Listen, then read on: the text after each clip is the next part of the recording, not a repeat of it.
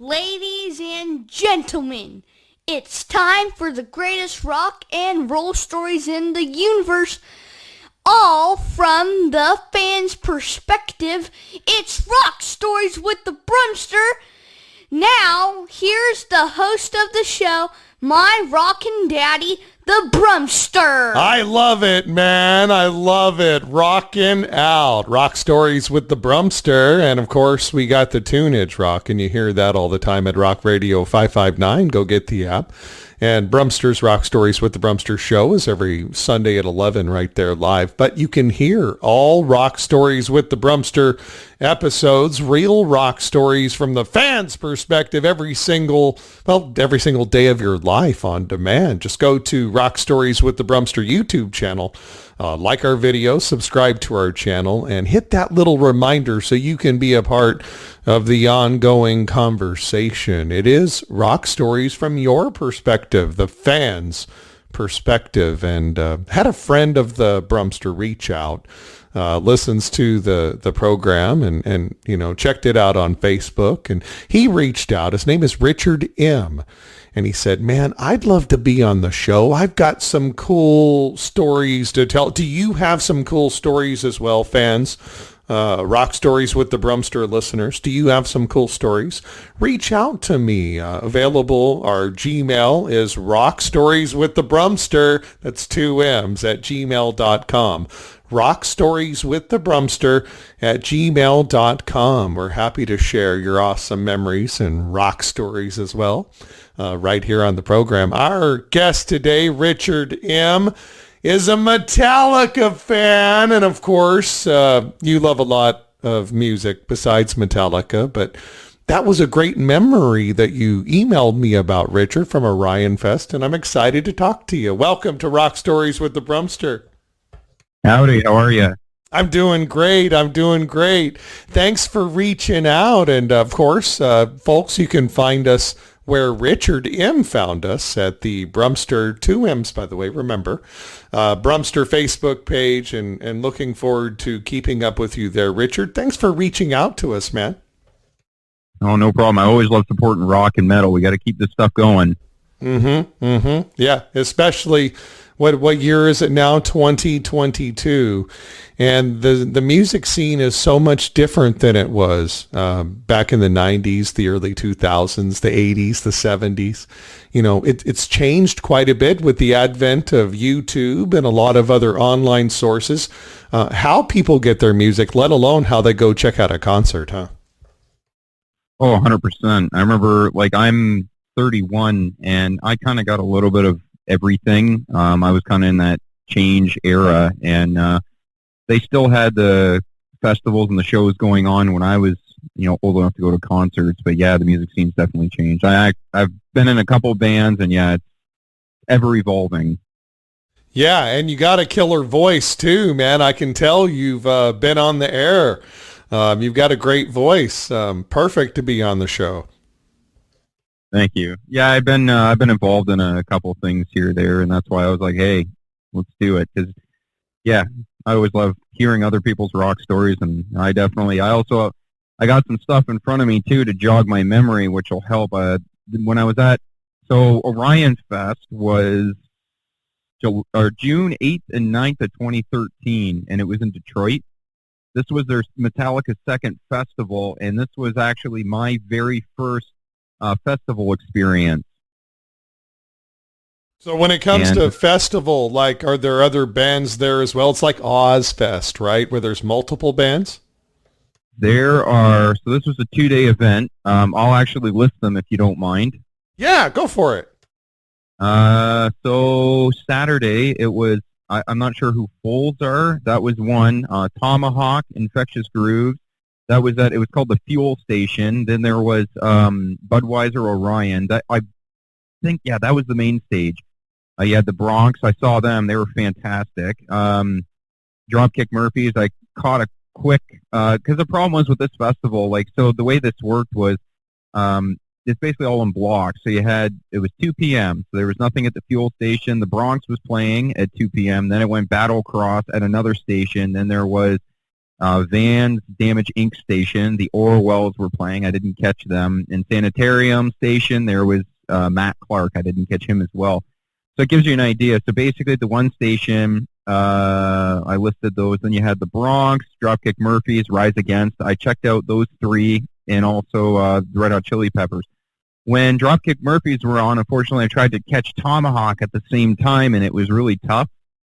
And actually, I got a funny story of how I got involved with this, but like I said, I'll list the bands. And so then there was Battlecross as well. They were at the Frantic Tent. I remember I checked them out. They blew me away. I believe they're from Michigan, are they not?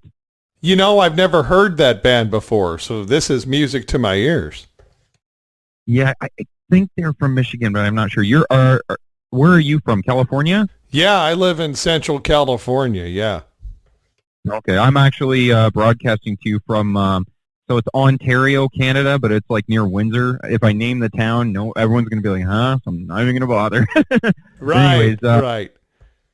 So the couple of the other bands, there was Death Grips was there, Silver Sun Pickups was there, the Orwells, Dead Sarah, no idea. So then there was another band called DEHAAN, and I'll get to that later. And then there was Flag, there was Matt Clark, Dirty Phonics, Gore, I don't know, Dylan Francis, and Bass Nectar. So what happened, I was on, years ago, I was trying to play guitar, get better with it, and Metallica was the one that fired me up, and I got onto Hetfield's rhythm playing really turned me on, but Megadeth and Dave Mustaine, it was Dave Mustaine and Randy Rhoads. Those were the two guys that fired me up. Then I discovered Metallica and realized, I was like, wow, these guys are, really on it. They're great live from their older videos. And then I was like, you know what, I want to see them live. I subscribed to, I was a Met Club member, and I got a message in my email. It was, hey, Metallica is doing another festival, because they did one in 2012 for Orion Fest. They played Ride the Lightning start to finish, so that was cool.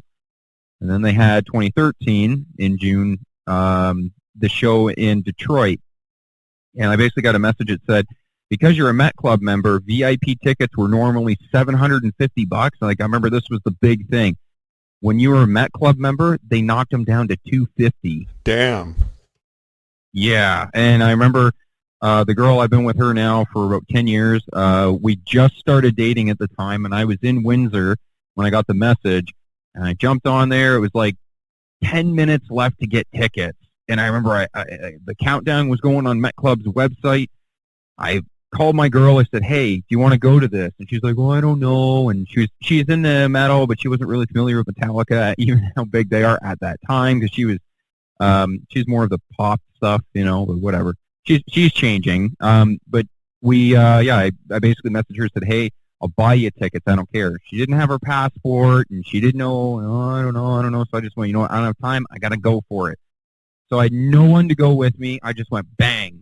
Bought the tickets, and then I did update my passport, got that rolling, and I told everyone I was 23 at the time, or 22. I think it was 22. I was 22 at the time, and I'm not going to lie. I'm like, okay, I'm going to this big show by myself, going to Detroit, Belle Isle. I'm going by myself. I don't know what I'm going to be getting into. I'm like, I don't care, because the problem was anyone else to come with me, I had 10 minutes to try to find somebody. There's no way, especially coming into midnight, no way.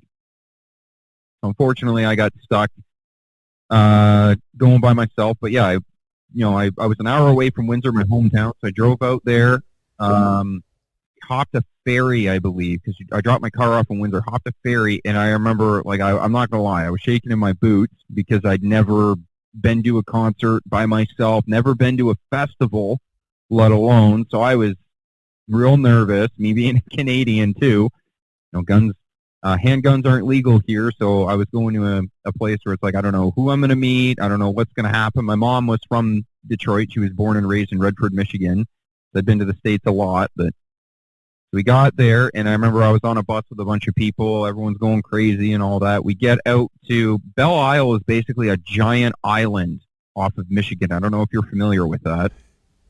Yeah, and as a matter of fact, they just talked recently about that. It was an answer on a Jeopardy question, and my wife we looked at each other like, Do they have an island there? Really? So funny that you just mentioned that. Hey, by the way, folks, Richard M. Talking about Orion Fest 2013, but more than that, rock and roll memories from the fans' perspective, lots of bands, experiences, and Richard, thanks for being on the program and sharing your experiences with us. We really appreciate it, man. Keep going. Oh, no problem. Well, so we ended up arriving there, and by the way, I actually I really like your show. It sounds great. You guys sound great. It's awesome. But yeah, so we got there, or I got there, and I had nobody. And funny thing, actually, I have friends from New Jersey still to this day from this show. So I got there, and I believe so it was Saturday. The first band I checked out was the Bronx. And I remember, like, the stage was massive. There was a bunch of people all around, and I was just like, oh, okay, you know, check it out, see what happens. When they went on, they blew the doors off the place. Like, everything just erupted. Everyone was going nuts. I remember I was like, I don't really want to get into this pit yet. And I think I'd been in a pit once before, but I can't remember. I remember seeing people, bodies were flying. People were just going nuts. You had pretty big dudes picking people up and just tossing them. You know, you get a guy, pick someone up, toss them 3 people over, like at least 10 feet. I was like, wow, I'm like, what am I getting myself into, right? Yeah. At some concerts, they toss around a beach ball. At Orion Fest, they toss people. Oh, yeah. I remember, like Bronx, they blew it, and then, like I said, checked out Dropkick Murphys quick, and then I went to Tomahawk, and the way this festival worked, it was really cool. Metallica ran it, so when you came in, you got to check out, there was a thing called Metallica Museum, there was a car show of James Hetfield's cars there was, I don't know what My World Village is. I don't remember that. There was a Globe of Death. There was ESP Guitar Experience. I remember I checked that out. There was a KIRK Hammond. Basically, it was like a horror show type thing. There was a Hit the Lights films. That was like basically I'm reading all this off of a map they give you when you went to the show. Hit the Lights film. LARS and KIRK, I believe, were there. I didn't go to that, and I didn't know till later. Now, there was also a place to get autographs, but what was really cool with this festival, and that's why I wanted to talk about it, was I got there, I was alone. I checked out the bands, and there were breaks in between. So I think I remember after the Bronx, I went out and I checked out the Metallica Museum, and it was lined up, like way out.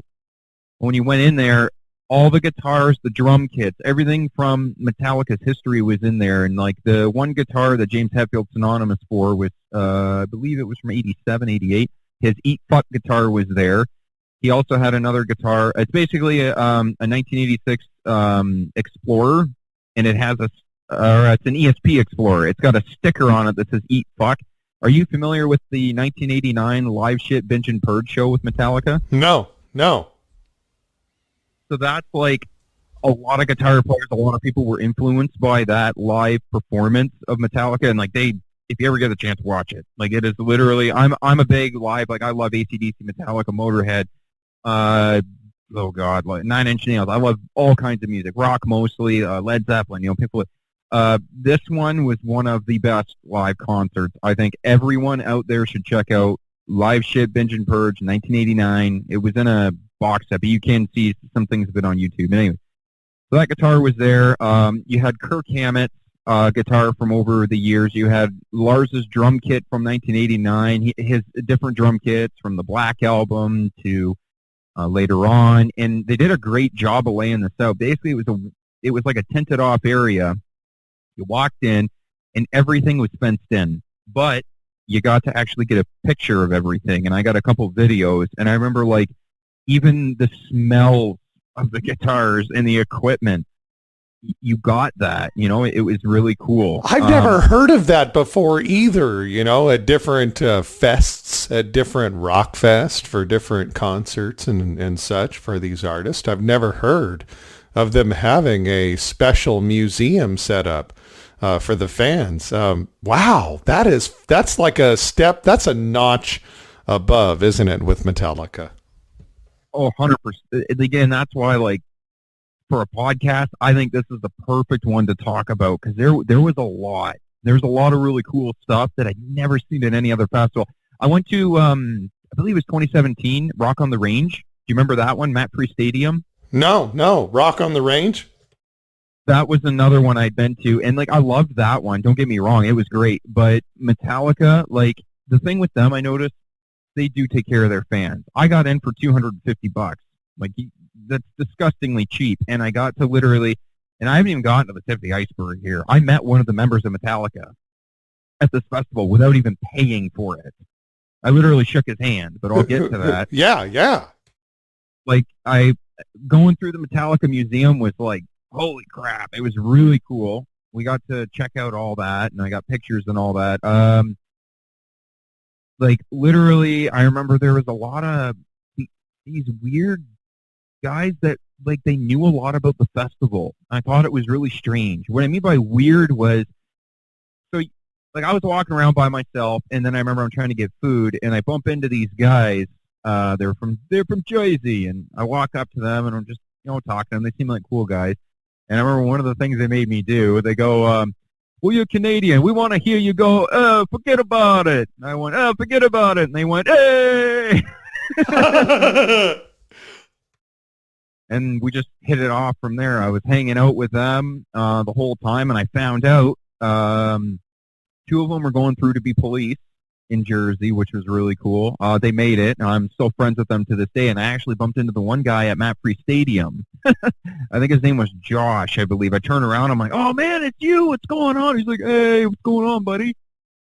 And, we got, so I've been friends with him, friends with all of them, actually, ever since. There's been a couple of times I tried to invite them over, but with the border and COVID, it was really hard. But isn't it great how these friendships and experiences that are shared experiences just really last a lifetime, don't they?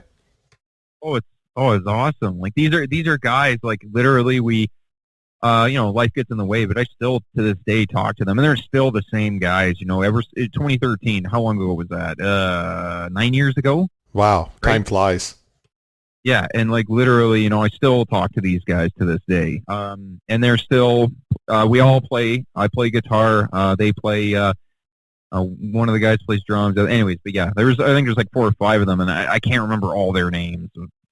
But anyways, yeah. So I got talking with them, and yeah, we kept bumping into these random people they would like find us, and they would say, you might want to check this out because this is happening. You might want to check this out because this is happening. I'm like, okay. Like one guy came up to us, we're like, who are you? And he weaseled his way right into where we were, but he wasn't in line with us. We were in line somewhere, and he goes, you might want to check this out at this time. And then he disappeared.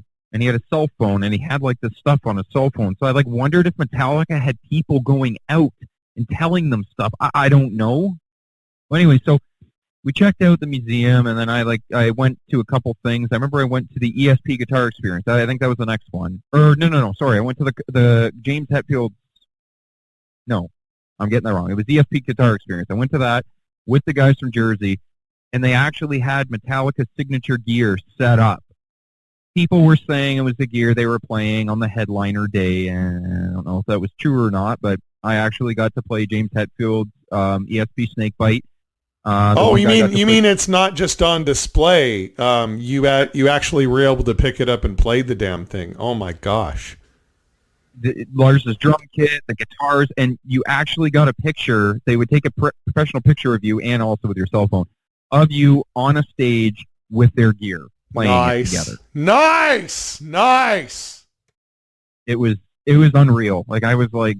I'm a big Metallica fan, obviously as I got older, I started discovering a lot more bands and stuff. They're still one of my favorites, but I think that they really knew how to treat the fans at this show, and they did. I've never heard of another band letting you try out their signature gear, you know what I mean, at a show, especially like, I didn't even have to pay for that. Just literally waiting in line, and it's like, bam, there you go. It's like a rock and roll Disneyland, man. That's a perfect way of putting it. I can't agree anymore. But yeah, like literally check that out. And then this is where it gets really cool. Okay, so we leave there, and we're all trying to figure out what we're going to do and stuff. I remember I think we grabbed food. So we're in line somewhere. I think we're in line for food, but I can't remember. And this redheaded guy comes up to us with a phone. He had a lisp. I remember he had a really bad lisp. He comes up to us and he goes, "Hey guys, what's going on? What are you guys doing?" We're like, "Oh, we're just in line, whatever." And he goes, "The band DEHAAN that's at the one show there. Apparently it's supposed to be Metallica, and they're undercover." I'm like, "What? How do you know this?" And he says, "Oh, I'm on this Facebook group and on their messenger page and all this." And he showed us on his phone. We all kind of looked at each other like, "Okay, yeah, well, That was we'll believe you." odd. Cool, but odd, right? It was very, like, we all looked at each other like, what? So then as soon as he's about to walk away, he goes, "Oh, and you might want to check out James Hetfield's cars." Okay. So we all went and checked out the cars. They had all kinds of his custom cars there, and it was really cool. I'm a car guy, so we were checking it out. 69 Roadrunners were there. His Buick Riviera was there. There was a bunch of cars. I'd have to pull the pictures up to know all of them, but anyway. So we're over there, and all of a sudden we're about to leave, and there's a sea of people. Like, I'm talking probably 200 people all of a sudden just go the one way as we're walking away, and we all look at each other, we should go wherever that is. We turn around, we run. No word of a lie. I got the pictures to back this up. James Hetfield's literally 20 feet from me. Just out mixing in with the regular folk. Wow. 100%. Literally at the thing. I don't know. I've got photos of it. He was giving some gentleman who brought his custom vehicles in an autograph, and he was getting pictures with him. And, like, literally there was a sea of us all just standing there, and everyone was shouting and stuff. He literally, like, I remember this, we all the guys from Jersey, we all just kind of scattered. Hetfield literally turns around, looks directly at me, and I'm just like, okay, I don't know what to do, so I just stuck my hand out. He comes up to me, grabs my hand, shakes it, and he goes, "Hey, man, what's up?" As soon as that happened, everyone went bonkers. Everyone was pushing into me and shoving me, and I was just like, "Ah!" And I was yelling, "Give the man some room!" There, like, I got a handshake out of him, and he literally, like, he saw me. It was, like, really cool, you know. And I've told people this story, and some people believe it, and some people it's like, "Here's the pictures to prove it, man." Because I know a lot of people.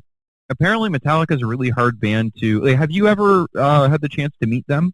No, I haven't. I did see him in Fresno, but I do remember how the fans can be tricked. In the late 90s, early 2000s, I was working for a classic rock station in Fresno and interviewed Gene Simmons and all that, but it was just over the phone and so, you know, on the air. Well, we go to the show, the pre-show over at the Radisson Hotel next to the Selland Arena.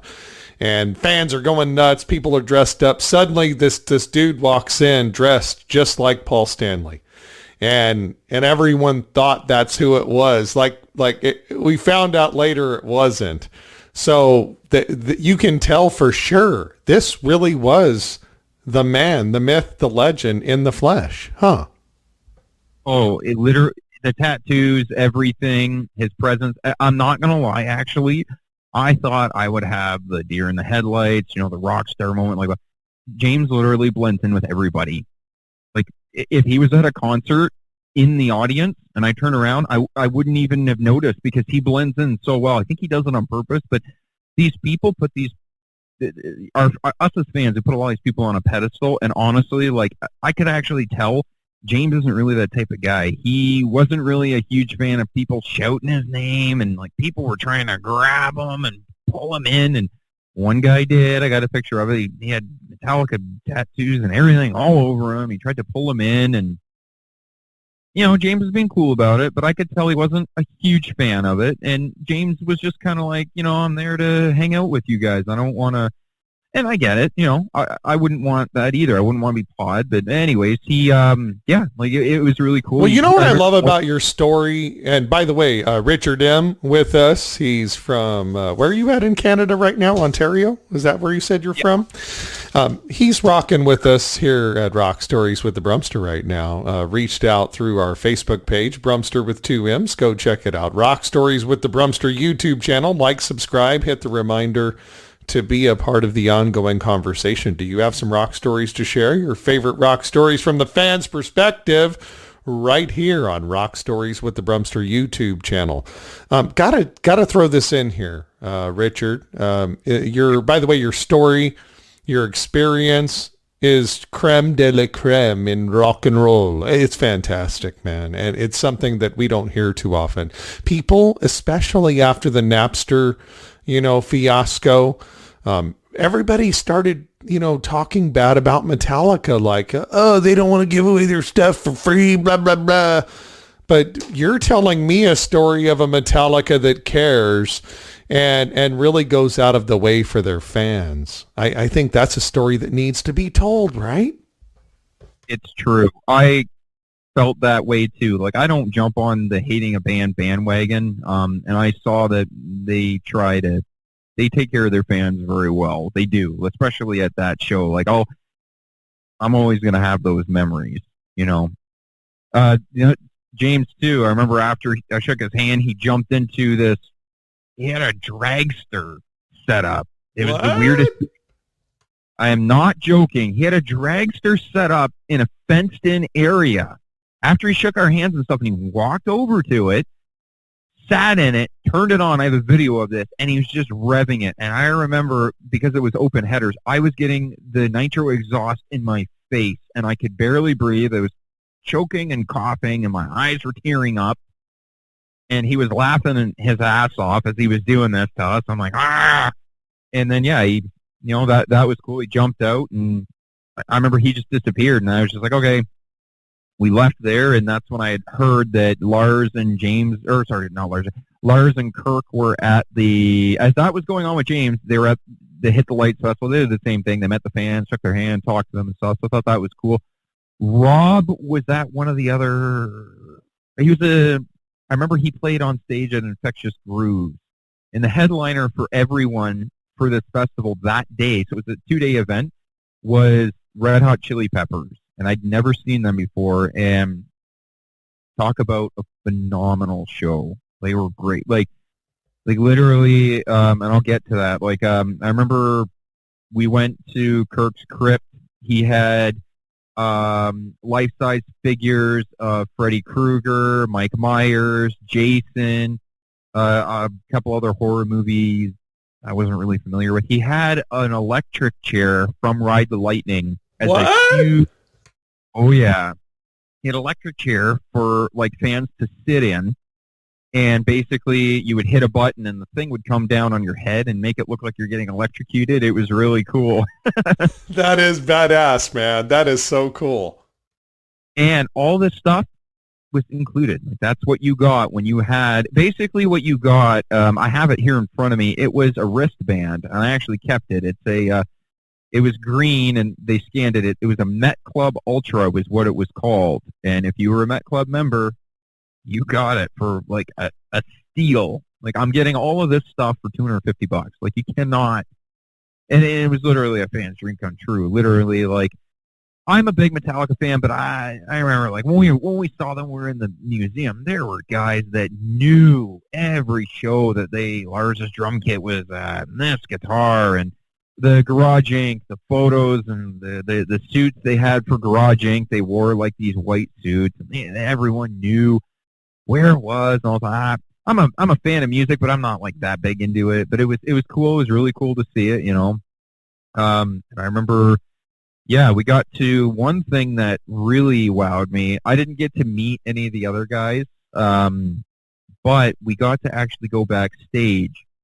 We got to see the gear of all the bands, and I actually got to see very briefly, and I just said hello to him, James Hetfield's guitar tech and Kirk Hammett's guitar tech, and I think I saw their drum tech, but I don't know. I that doesn't really ring a bell, but I remember literally going backstage, seeing all their gear. I talked to, like I said, Hetfield's guitar tech, said, hey, I got to see all their gear set up, and literally, if you wanted to, we didn't. You could go up to their gear and turn knobs and stuff. They literally had it out in the open. It was the weirdest thing.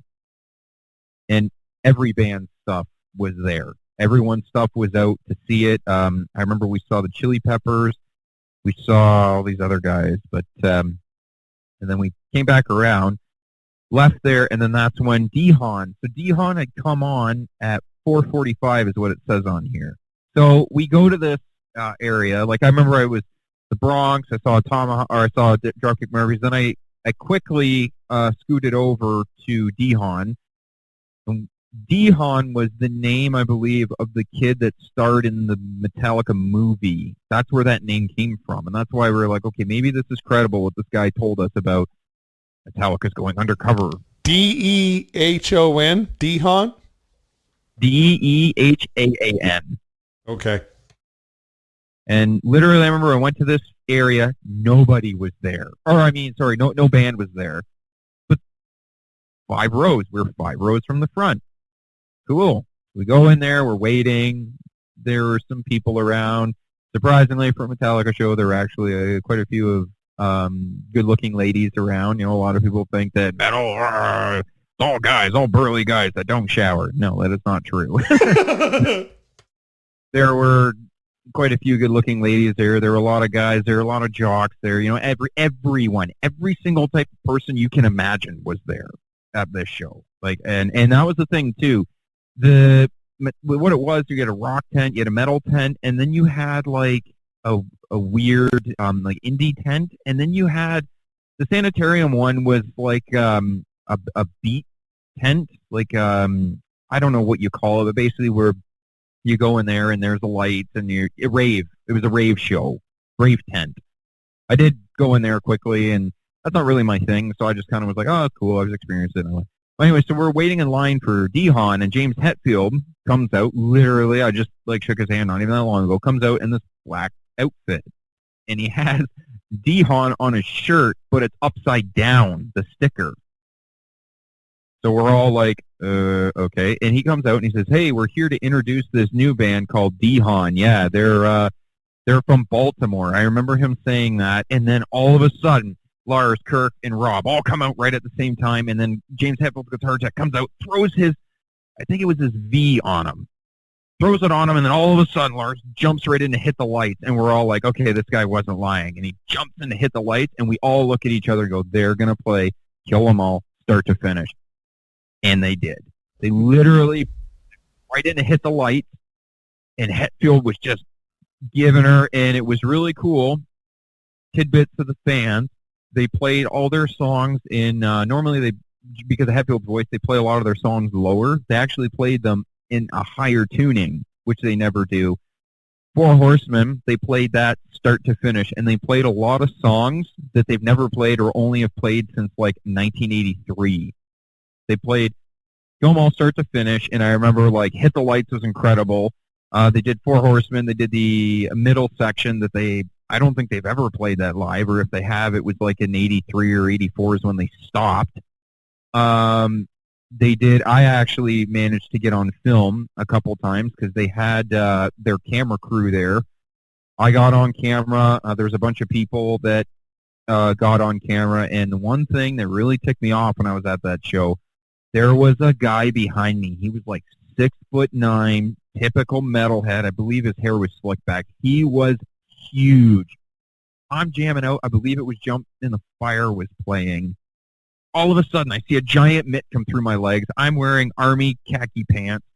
I had a white Metallica shirt on at the time, I believe, that I had bought. All of a sudden, this big hand comes out in between my legs, and I'm like, oh, and I get lifted.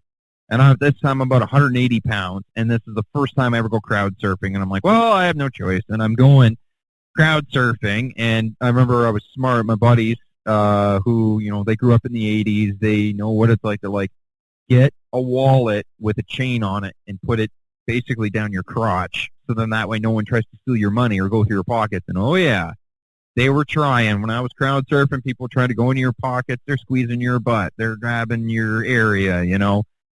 I go through. I get dropped. I remember I'm just staring at them as they're playing right in front of them, and all of a sudden security taps me, and he points, get out of here. Okay. So I run. No joke. I got right back to where I was. Like, dude, how many times does that happen? Dude, it's like a Metallica boomerang, man. Like, literally. And oh yeah, like literally, I got back in there and I'm like, how? The thing was, by the time they got to the middle of the set is when people clued into Metallica was playing at a little. They were playing a very small, intimate stage. I think it was the second smallest, or if not the smallest stage at that show, and they were playing it. If you bought a ticket for $65 or $80, I think is what it was, for general admission, and you were there at the right time, you got to see Metallica for $65 to $80. How smart! How smart! Because you've got all these other bands. You want this entire festival to be a success, not just you with a bunch of no-name bands that no one really gives a shit about. That you want everyone to get some love from it. That's at your festival. How smart of Metallica to do these things and to sneak in as DEHAAN and in a little tiny little tent where no one's expecting and no one's. So now all of a sudden fans are thinking, I've got to check out every single show at a Metallica festival because there might be something special that might happen, right? Well, yes, and unfortunately what happened after this festival, we found out, I believe they either just broke even or they actually lost money at Orionfest, because obviously that's a lot of money to have all this going, right? And I didn't even get, like, the second day, they had big acts, and they had some people that, they're gonna cost a lot of money to get them there, and you have to have accommodations. Oh, that was the thing too. Okay, the accommodations at this place, hands down the best I've ever been. I've been to a couple festivals now, and some of the accommodations weren't that great. This place, bathrooms were the cleanest I've ever seen, hands down, except for one festival, which there wasn't a lot of people at this one that I went to, but the bathrooms were clean. You had VIP bathrooms, but you had the general ones. Remember, we went and checked out the general bathrooms. There wasn't a mountain of crap in them. They were most of them were clean. There was a couple that weren't the greatest, but you know what I mean? You got to pick and choose. They're usable. They're usable, and you're not throwing up when you open the door. Like, I remember one festival I was at, I'm not going to name it, opened up the door, and it was literally like, my sister was with us, and she opened the door and screamed. And I saw it. It was literally a mountain teepee of poop with, like, toilet paper on the top. And I'm like, that's sanitary. That's and I'm a plumber. Like, oh, that's fantastic. I'm going to use that. You're like, take care now. Bye-bye then. Pretty much. But, yeah, like, literally, we saw them. They blew us away. I got a couple videos. I remember I was getting pulverized by the crowd. And I do remember when they finished, I turned around, and it went from, I don't know, 1,500 people, maybe 2,000 people, to about 10,000 people behind us. Wow. Do most people, Metallica fans, are they aware that the Metallica and DEHAAN are like, Clark Kent and Superman? They're the same person? A lot of them didn't. A lot of them were actually really mad when we had gotten out of there. I heard a lot of people complaining that they're like, I missed because Metallica, they did Ride the Lightning first, and then they did Kill 'Em All the second time. That was how we all kind of knew. It's like, okay, they've done Ride the Lightning, the full album. They're going to do Kill 'Em All, and they did. And, like, we're walking out, and a bunch of fans are like, I missed that. Oh, my God, I'm so mad. And it's like, well, sometimes, unfortunately, you get it or you don't. And I was fortunate enough. I went with my gut, and I didn't care if the guys from Jersey were going or not. I was like, I'm going to try it, see what happens. Because that was the one band. I remember I have it circled. We all looked at it and we're like, what is that? What is DEHAAN? And then, yeah, no one clued in. So I remember, so we saw them. I went to Rise Against. Oh, yeah, I got a good story about that. So I saw Metallica. I go out to, because Metallica actually ended, I think it was that right at 5:30. I go to Tomahawk. I check them out, and Tomahawk had the singer of Faith No More, Mike Patton. I remember he was making fun of Metallica hardcore because they're buddies, right? He was just ripping on them like, oh, you guys are traitors. You're going out to go see Metallica. And I was laughing the whole time. Because they Metallica show and Tomahawk show kind of went into, like, I don't know, they're about a half hour into each other, I think. Yeah, that's what it says on here. And then after Tomahawk, I went to Rise Against. Well, when I went to Rise Against, I got out of Tomahawk early, go walk over, and I see this guy standing there. I was standing beside him, and he says, this one band's really cool. I think actually maybe it was at Tomahawk. He was standing there, and that's when I saw him. That part kind of phases me. And I got talking to him for just a little bit, and he seemed like a really cool dude and stuff. He had tattoos. He had a black T-shirt on, and he looked like a rocker, but I was just like, whatever. Says, oh, I got to go. I said, oh, okay, cool. So I got walking around and stuff. I'm like, oh, go check out Rise Against. I go to the Rise Against tent, and then all of a sudden it's him. It was the singer of Rise Against is literally in the crowd checking out Tomahawk or whatever band it was. It escapes me if it was Tomahawk or not. That part I can't remember. And like, literally, I'm like, I was just talking to him.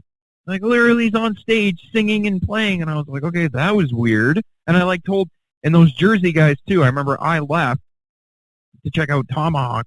That's got to be because I remember I went to Tomahawk and they were like, I want to go somewhere else. And I was like, literally, like, you got to be kidding me. And I remember running like, I literally just met the singer Rise Against. No way. Like, yeah, I didn't even know it was him. He was literally just there. I was talking to him for like 2 seconds.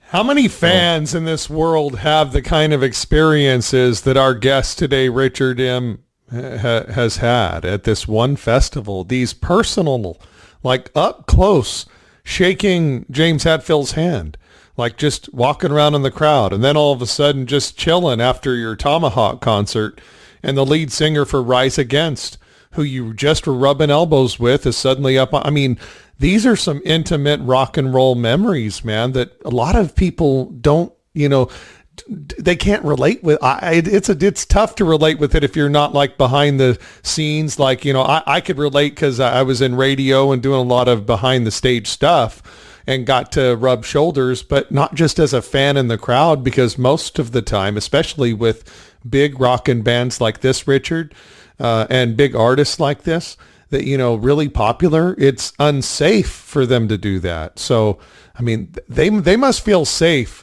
Either that or they got some big balls, man.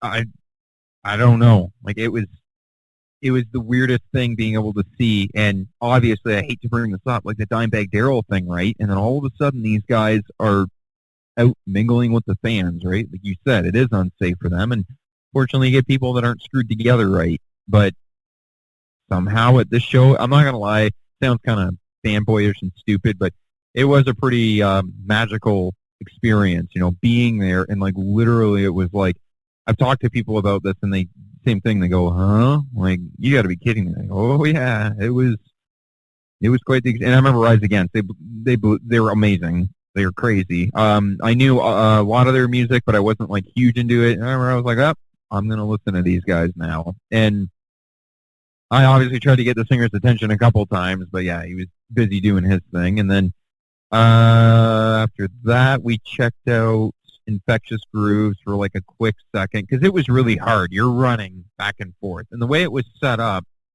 it was like each tent where the bands played, you had, yeah, it's hard to explain. Basically, it looks like on here you have like a rectangle kind of. You had the main stage, which was Budweiser Orion. Then you had the van stage, Sanitarium, I think. Yeah, Sanitarium was a tent. And then you had the fuel tent. Yeah, so you have 5 of them. And they were all like, you had tents, then you also had stages.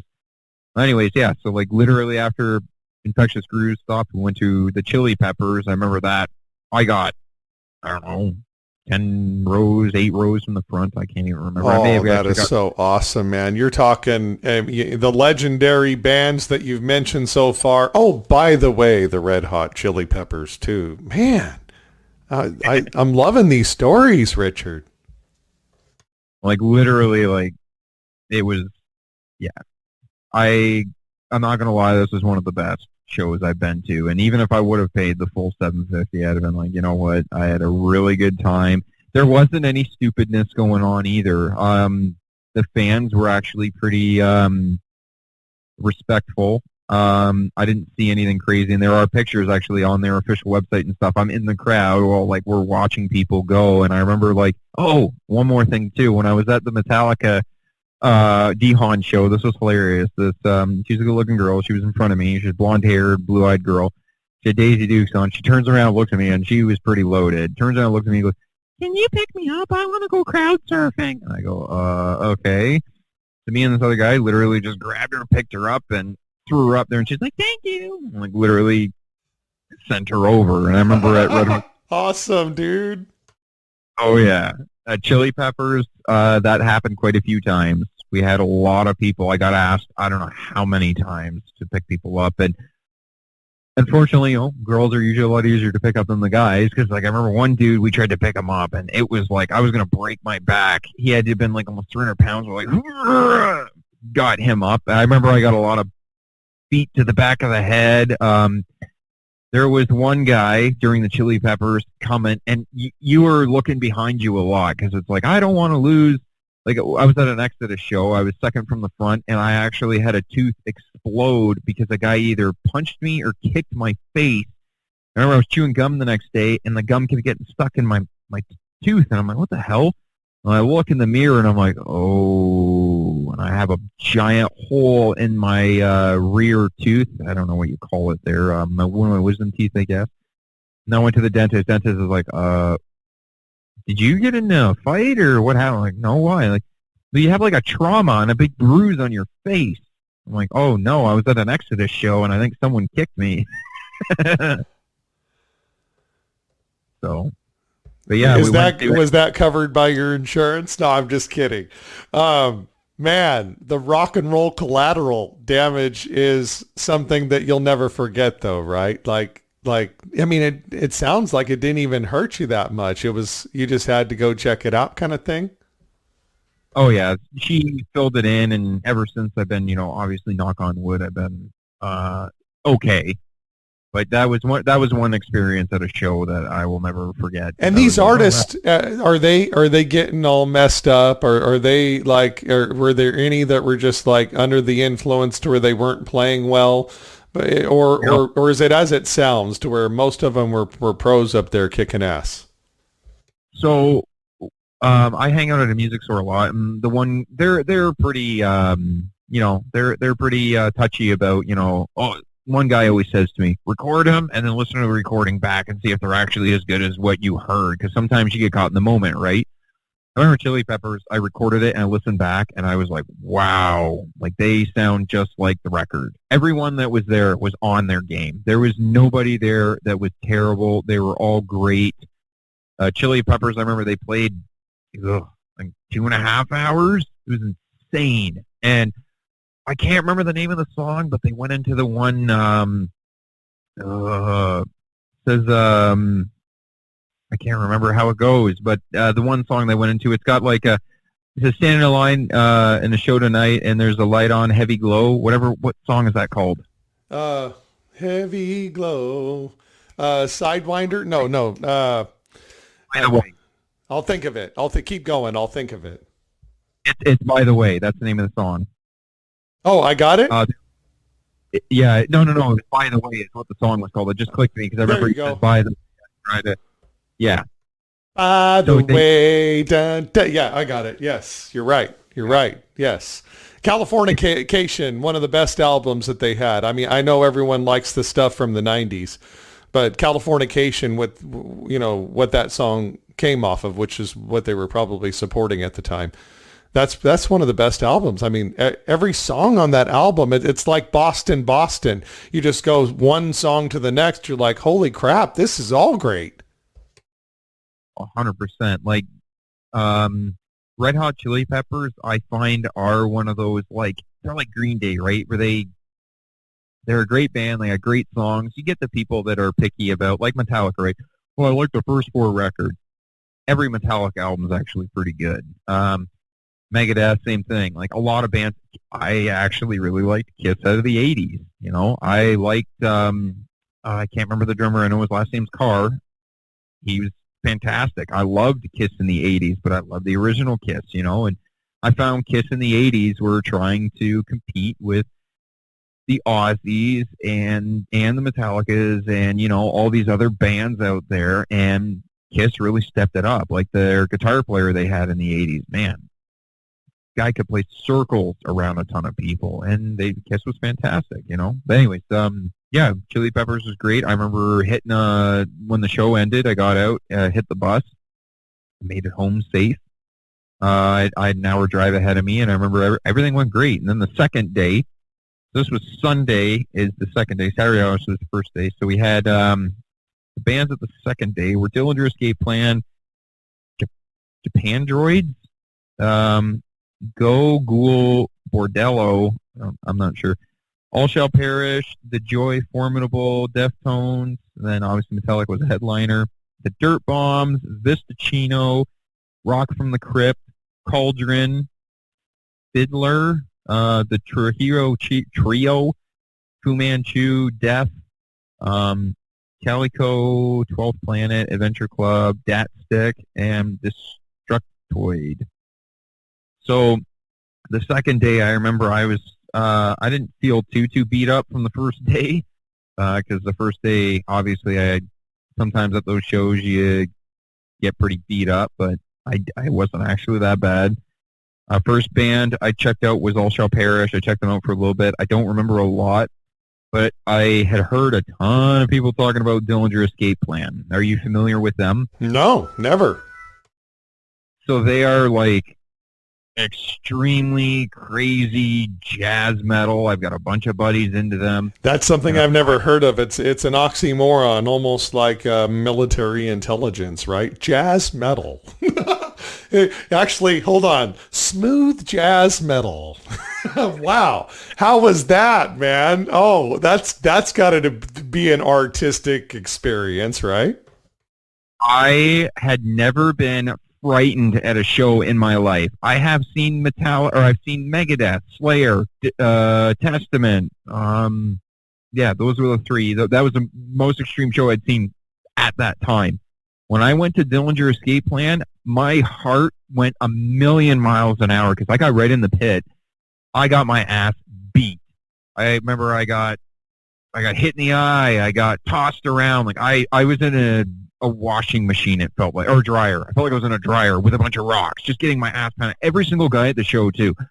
Giant, huge, ripped, like, every single guy, when you hit them, you didn't, like, it wasn't like hitting a sponge, it was like hitting a frickin' tree. And I'm getting my ass beat. And I remember the one thing, I think the guitar player had a broken arm. Someone had a broken arm and they were sitting in a chair, one of the band members. When the singer went on, he comes out, and I can never remember his name, but he ran out, and he's a ripped dude too, and he had the strip down the center and the shaved head, but strip down the center.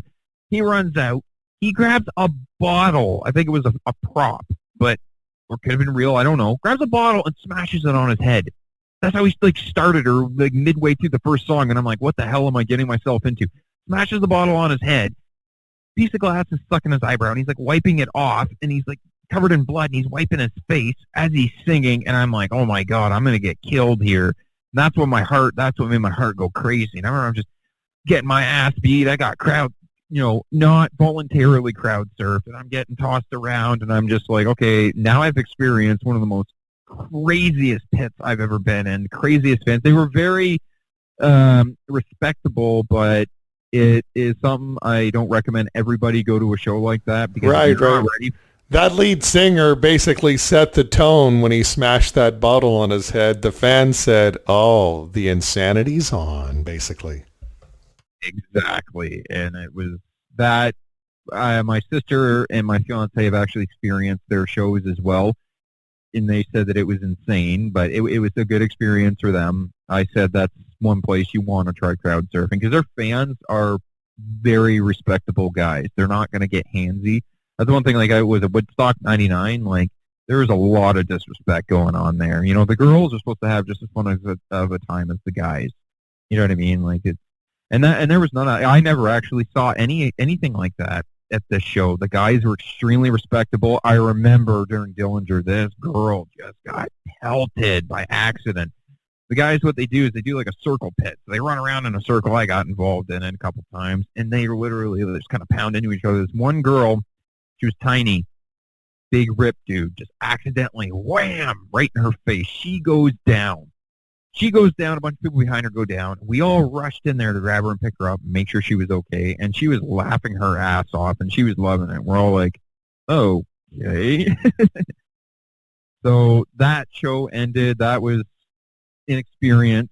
I'll say that. And I remember, like, after I was dead, I felt like crap after that. I was so beaten, and I remember my adrenaline was going, so I had to come down after my adrenaline. I'm like, I gotta sit. I gotta calm down. And I can't remember. I think the second day I did bump into those guys because I didn't have cell service too because I'm Canadian. So I had to go over, and I was basically like, Oh, the back in the New 90s. Jersey friends, right? Sorry, yeah. I tried to bump into them, and basically this concert was like being in the 90s. I had no cell service. It was actually in and out because I do remember I found a section of Belle Isle because Belle Isle is right by the border. I did manage to grab a cell signal, and I talked to a couple people about just how it was going. But yeah, like we went to Dillinger. I went to Dillinger, and sorry, no. The first I checked out All Shall Paris, and then it's Cauldron also. I have pictures of that. Cauldron are a Toronto band. I actually met the singer at a show. They were phenomenal. They were very 80s metal.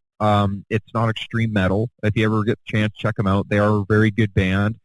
Obviously, unfortunately, things, in the music industry, it's a lot of who you know, and those guys, unfortunately, they're still trying, but they haven't had their big break, but fantastic band. They're great. They're really tight, very old school.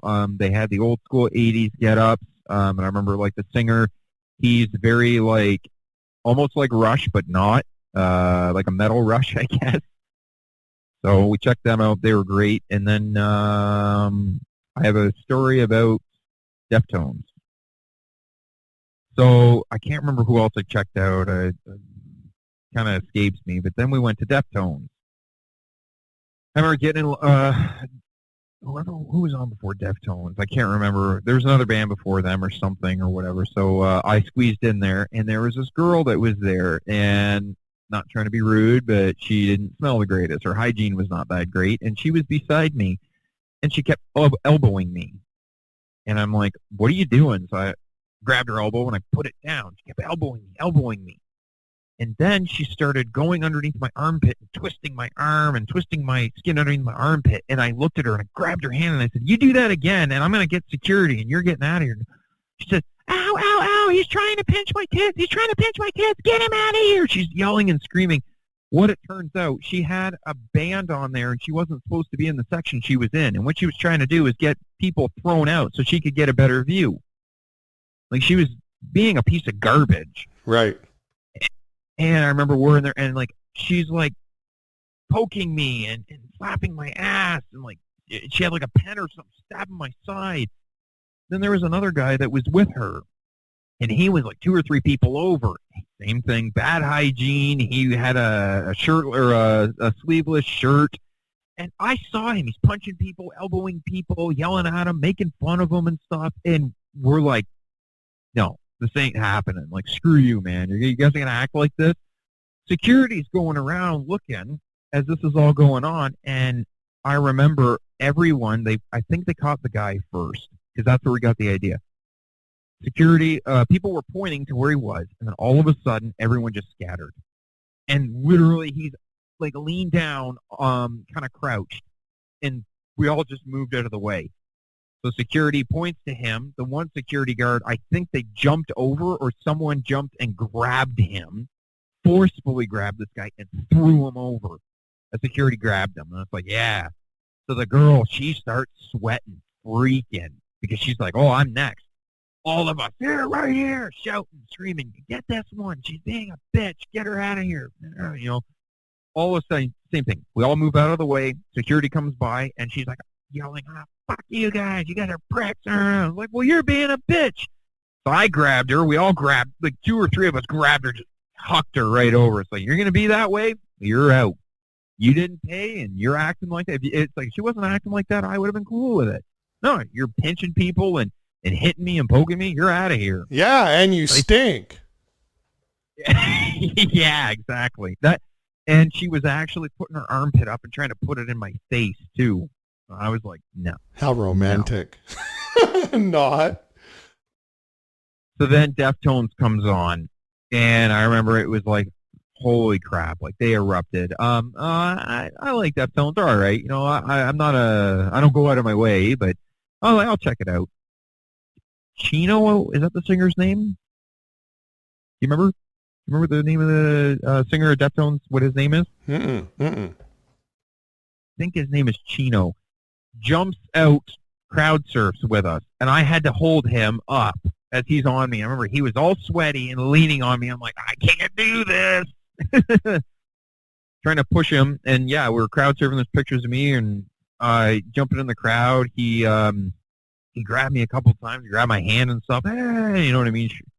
He jumps back on stage. They did their thing, and that was actually a really cool experience. It was really cool. I never literally held the singer up of a band because I was second or first from the front. Like, and it was actually really easy to get in to see Deftones because I got in, I think, a half hour early or 15 minutes early, and it wasn't until like literally 15 minutes in the crowd just went in there, and they filled it up pretty good because they were on a main stage. So then they did their set. They were great. And then Metallica went on at 8 to 10. They still played a 2.5 hour set. Metallica goes on. I remember I checked out a couple things in between.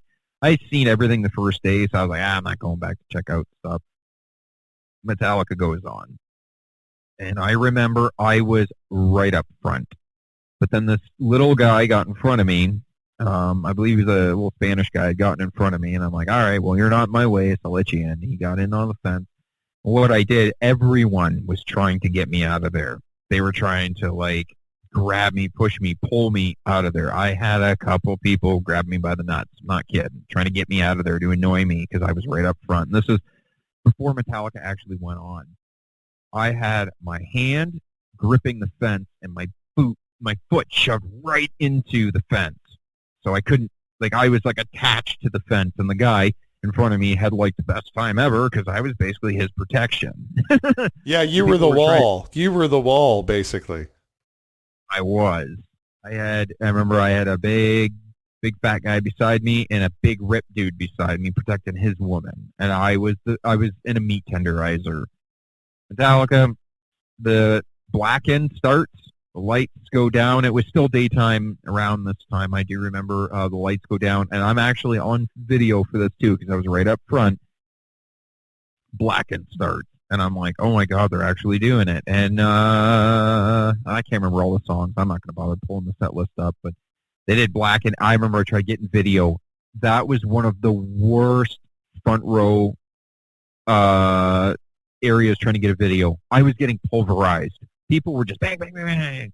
I was like, oh, man, but like I am not filming this. And actually I found out I screwed my sister's camera up because I had her camera at the time, and it doesn't want to focus anymore from this. But anyway, so they did that. Metallica did a bunch of really rare songs. They did Blacken. They did Disposable Heroes. There's a video of me online somewhere. They did Creeping Death.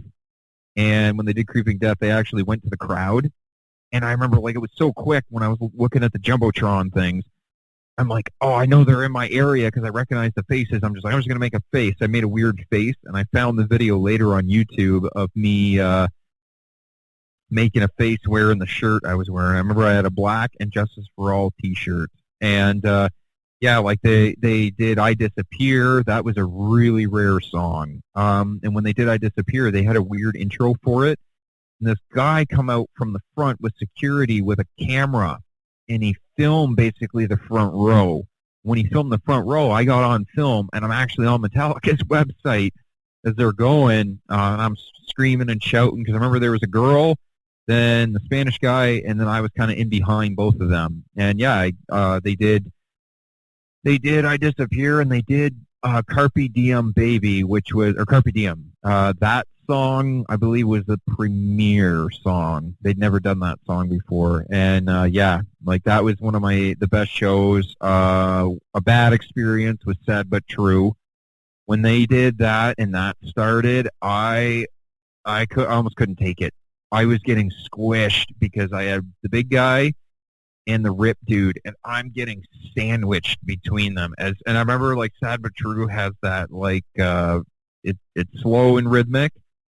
the fans were just back and forth, pushing into you, and it's just like, man, like I'm gonna get sick.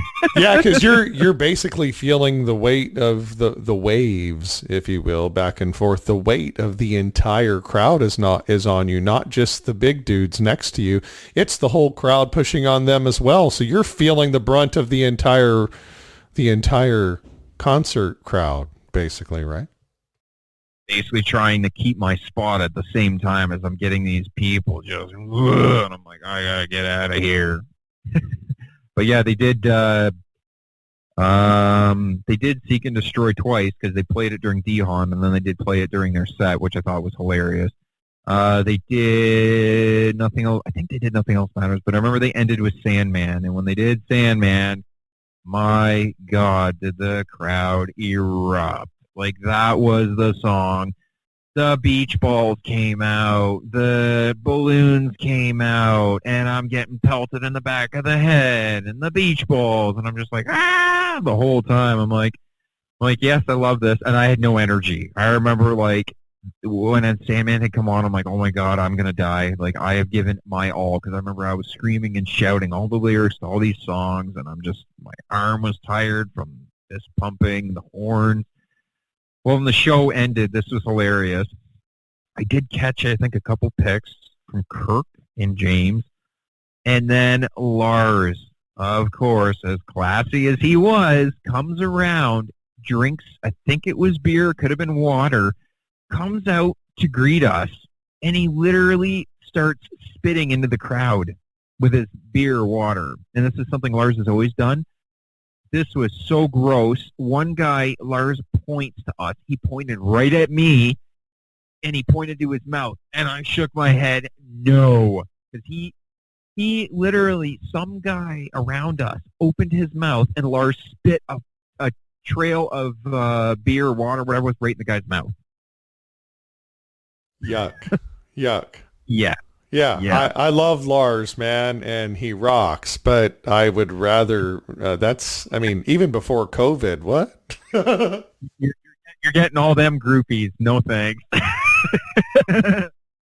Oh, man, what an experience. What an experience, man. Richard M., joining us today, Rock Stories with the Brumster, real rock stories from the fans' perspective. And this theater of the mind, thank you for being our guide today, taking us through your experience at Orionfest, man. Just amazing. And the thing that I probably pulled back the curtain on the most here on this show, Richard, is I think something you touched on today when, for example, James just going around out in the crowd. You know, these are real people. They're stars too, but they are real people, and they're good people, you know, for the most part, right?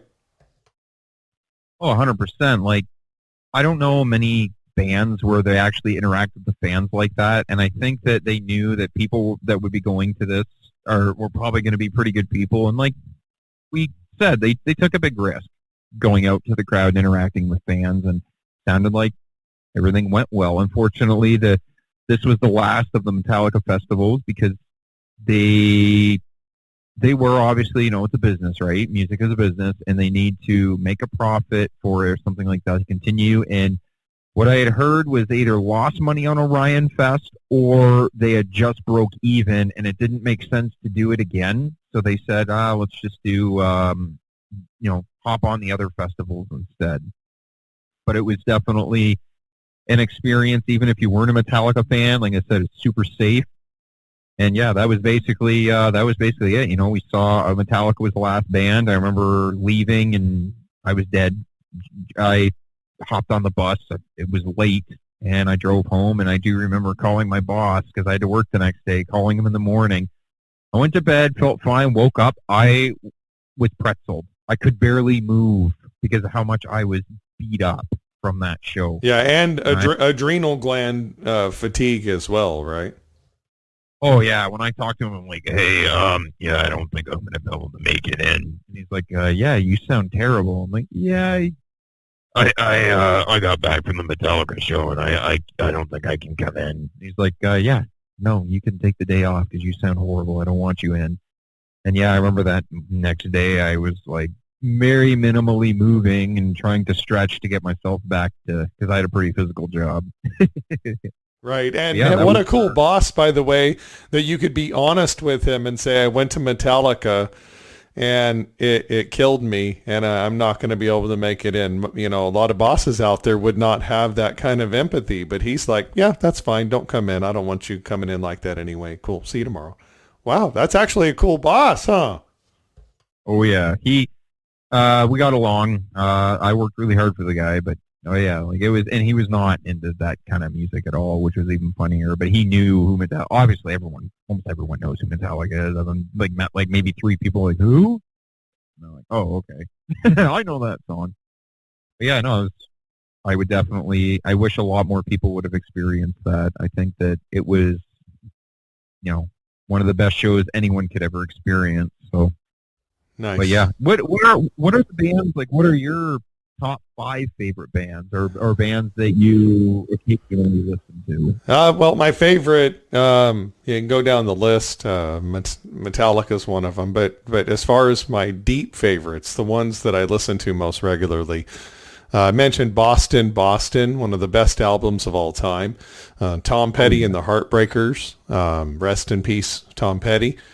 Love Tom Petty. Got to give it up for the Eagles. Got to give it up Ted Nugent, one of the best rockers in the history of the universe. And I also, have the ties of like meeting him, doing interviews with him and stuff like that. So, great memories from that standpoint, me and Ted.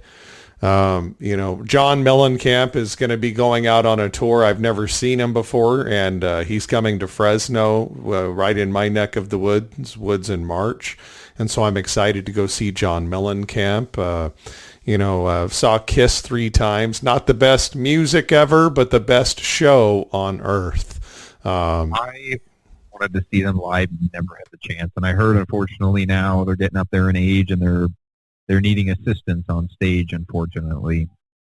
Hey, Gene Simmons, he could come out in the little Walmart, the little old man cart, that you drive around Walmart, like with the little basket on it. He could come out in that and still kick ass, I'm sure, right? And they're literally the pioneers of a good stage show, good rock stage show, Yeah. Yeah. When I went to Aerosmith and Kiss at the Save Mart Center in Fresno, Aerosmith made the mistake of letting Kiss open for them. Granted, Aerosmith is definitely the headliner in that mix, just by popularity alone.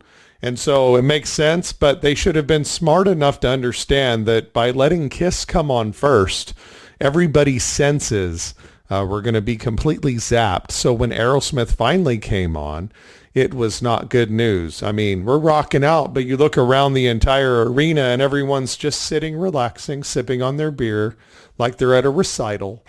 And I mean, this is Aerosmith, one of the greatest bands of all time.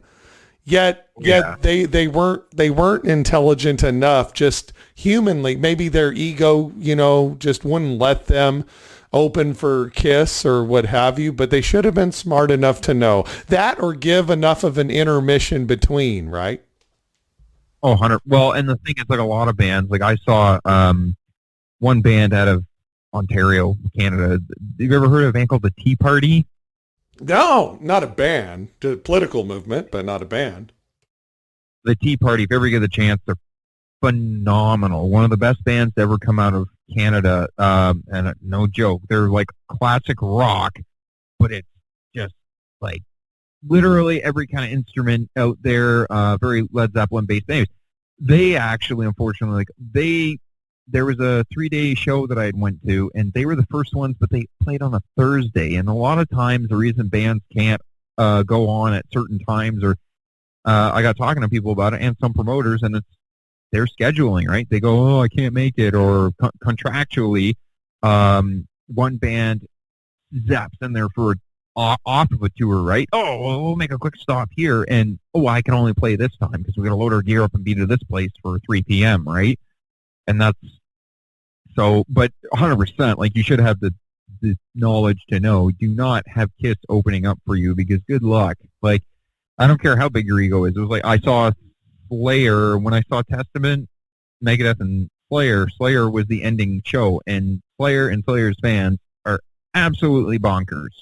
They are the scariest fans I've ever met in my life. They literally, like, I'd never seen bodies fly. I was surprised I didn't see body parts flying when I saw them. I witnessed it from up in the stage, and I was like, yeah, I'm never going into a Slayer pit ever in my life, because, yeah, and that's the same thing. You do not let Slayer open for you. The only band I've ever seen that's done that was Lamb of God, and they were able to hold their own very well. But I would never, like, in the 80s, Dokken, I think it was, opened up for Metallica, and they got, or no, Metallica opened for Dokken, sorry, that's right. Dokken got pelted with stuff, piss bottles, everything, and that's the unfortunate thing. You don't let Metallica, especially Master of Puppets and Justice Metallica, open up. Dokken is a fantastic band, one of my favorites. You do not let a heavy band open up for them. Their fans are going to chew you up and spit you out. Like Alice in Chains, they went on tour with Testament, Megadeth, Slayer, I believe, is what it was called, the Clash of the Titans. Alice in Chains got piss bottles and shit and everything thrown at them.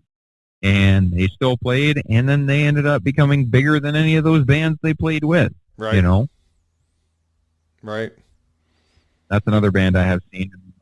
Fantastic with Alice in Chains. And it sounds like you saw them when they were early. But hey, you know, I think we've just touched the tip of the iceberg. You know, in discussing some of these awesome memories, man. Would you be willing to come back for a show later on down the road to continue, maybe with some more stories? Because it sounds like you've got more to tell. I definitely would. The one that I'd love to discuss with you guys, and maybe see if I can twist my sister's arm and my fiance's arm at the same time, would be the Mapfre Stadium when we went to Ohio. Because there's quite a few stories there, and I know they're going to have some, and especially from their perspective, right? It's not just, my girl's not a metalhead. I am, and my sister is, and it would be funny to hear her perspective and her memories from those. So for sure, I'll see if I can get a hold of those. Let's do that. Let's do that. Let's go ahead and call it for today's program, but I want to have you back and bring her along, because definitely her perspective sounds like something we'd want to hear as well. Your perspective today, very unique, especially as it pertains to the museum, the Metallica setup. That's to be able to go in and actually not just look. First of all, the fact that they even had their drum skins and their guitars and everything on display, that in and of itself is cool. And their cars, James Hetfield's cars, classic cars. I mean, how cool a museum set up at the Orionfest. You don't get that, generally speaking. That's really special. But then above and beyond that, because you had the special pass, you were able to actually go and get up and play their equipment too. So many cool memories today, and so thankful that you reached out to our program, Richard. Oh, no problem. I had a feeling that this would be something cool that the people listening would want to hear. You know, something like this doesn't happen often, like you said. So right. Well, real rock stories from the fans' perspective. And Richard M., super fan, Metallica, but so much more. A metalhead, right? That's what I'm talking about. That's what I'm talking. Yeah, there are not enough self-identified metalheads these days. You know what I'm saying? Well, I ended up getting a little bit older, and I'm getting more into a lot more of the rock stuff. But no, for sure, I'm definitely metalhead at heart. Nice. Richard M., hang on the line for our engineers. Thank you for joining us today from your specific fans' perspective, your rock and roll memories here on Rock Stories with the Brumster Bro. Thanks so much for joining us. Well, thanks for having me. I appreciate it, man. You too. Hang on for our engineers. I'll be right there. Rock Stories with the Brumster, real rock stories from the fans' perspective. Make sure you like our YouTube channel, Rock Stories with the Brumster. Like our channel, subscribe. share this episode. It's going to be very entertaining. I'm excited. Richard's going to come back as well with more great rock and roll memories to share with us on another episode. Excited to have him come back. What a great program. So glad he reached out. If you've got some rock stories from the fans' perspective, you'd like to come on the program, be a part of the conversation, like our video, subscribe to the channel, make sure you hit that reminder, and also comment. Your comments are welcome and appreciated. And definitely, if you want to reach out and be on the program to share your unique rock and roll experiences and share your rock stories with the Brumster from the fans' perspective, you can email me, the Brumster, at rockstorieswiththebrumster@gmail.com. That's 2 M's, rockstorieswiththebrumster@gmail.com. All right. Until next time, rock on. And thanks for joining us. Rock Stories with the Brumster podcast right here. Rock Stories with the Brumster YouTube channel. Have a great rockin' day and rock on.